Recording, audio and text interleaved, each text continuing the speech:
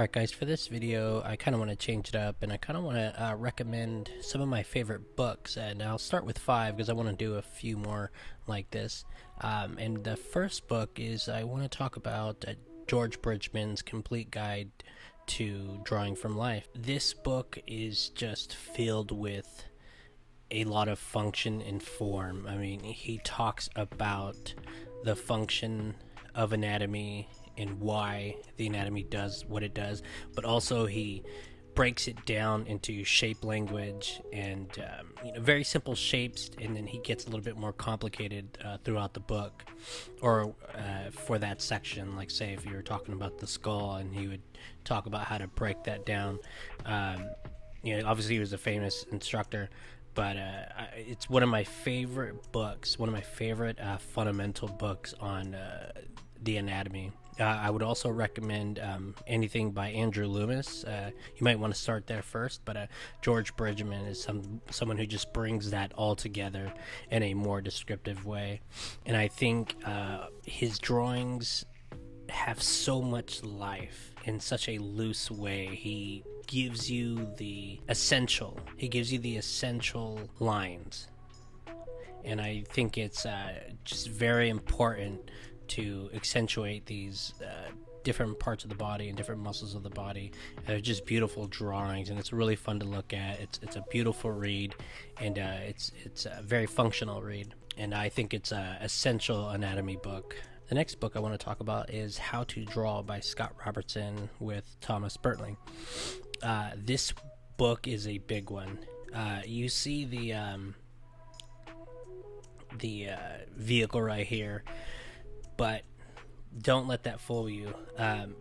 What is in this book is just integral to the fundamentals of perspective and perspective drawing in a space.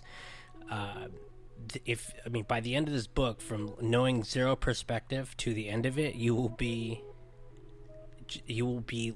an advanced artist when it comes to perspective. This book gives you everything you need, everything you'll ever need to know about drawing in perspective and drawing objects and environments from your imagination.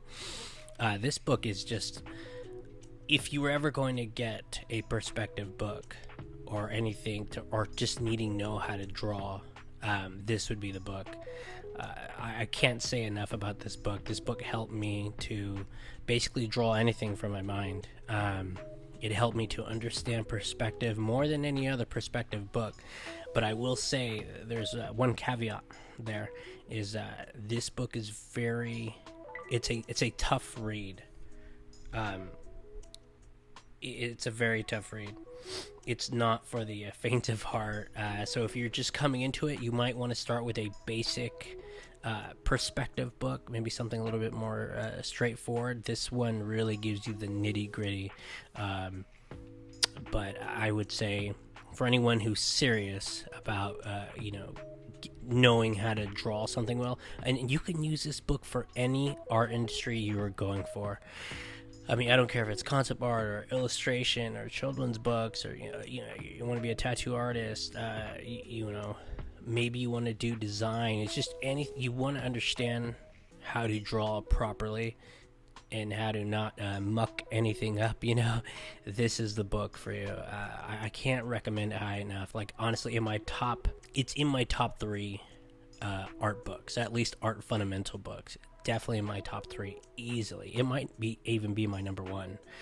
It's that critical, I think, for artists to read a book like this, and read it twice, read it 3 times. It's so essential. Now, this is the companion book to Scott Robertson's How to Draw book that we just talked about, and this is actually coming after you basically read the How to Draw book, and then you read the How to Render book. So now you know how to draw. Now you know how to draw things in space, right, accurately, with perspective, with proper perspective.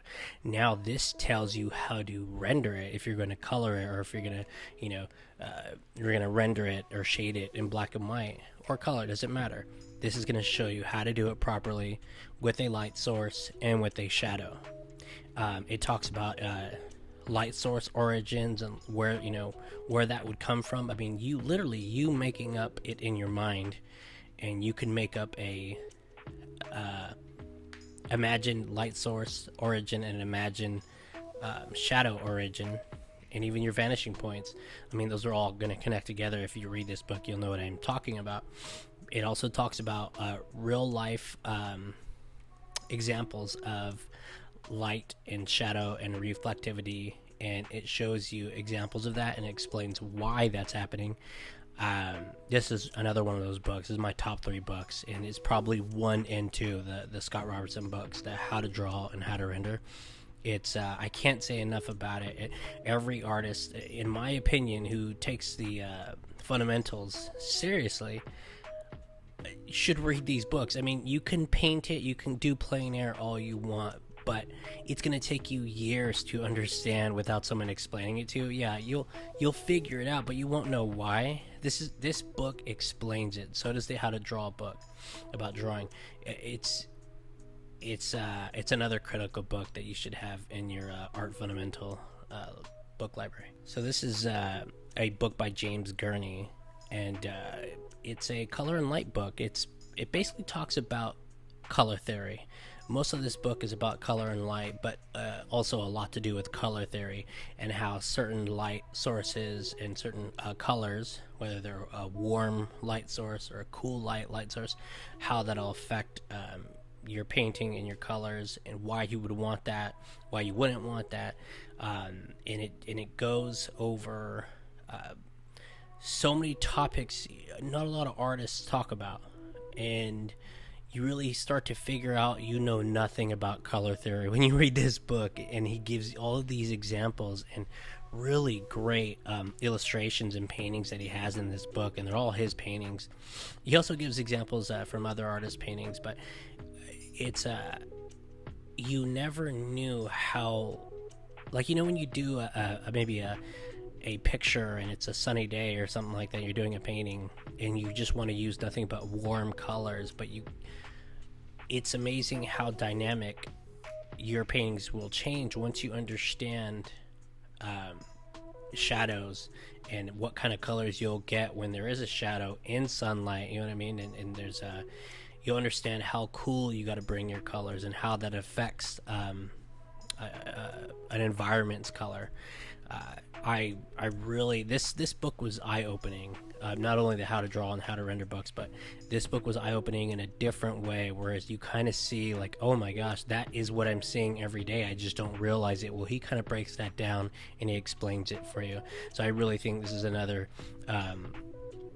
top of the line book, and I really think every artist should own this color and light book. It's a great read, and it's a really fun read. And this is our last book for today. This is Frame Ink by Marcos Matei. I'm mispronouncing his name, but Mistre. Sorry for butchering that name, but I will say, look this guy up, because he has some of the best fundamental books out there on. This one's a drawing and composition for visual storytellers, but I think that's where you should start. This tells you a lot about compositions, especially if you're going to be an illustrator. It tells you why you should use certain angles for, say, if it's a bad guy, or if it's a big guy, or if it's a powerful guy. You would use a bottom to top view, you know what I mean, because you're looking at someone large and you want to kind of you want to highlight that this character is large, so you would use certain angles. Or say, obviously, you would use a wide shot for a say you're showing the setting of the environment. You would use a wide shot. You're not going to show like a little window, most times. He just gives you all these great tidbits and information. I think fundamental information of storytelling, and why you would want to make a certain drawing or a certain environment in a certain way. And when you look at environments now, and you look at film, and you look at comic books, you understand why they were framing it in that way, or why they're sitting a certain way in a certain environment, or why they depict a certain character a different way than they depict the hero. You know, they're never going to depict the hero and the villain in the same way. So I think he really shows those interesting dynamics, and I think it's critical. This is really good stuff, guys. When it comes to drawing and composition, you really get it opens your eyes to better storytelling. It's not trivial. It's not trivial. It's not something little that we can kind of gloss over when it comes to, I already know how to draw environments. Well, I think when you read this book, you're gonna realize if you're good, you can probably be better. And it's really easy to understand, and I would definitely check out all his other books too, by this author and artist. Great stuff. So yeah, go ahead and check out all the Framed Ink series, because all of those books are tip top. Like, you should own all of them.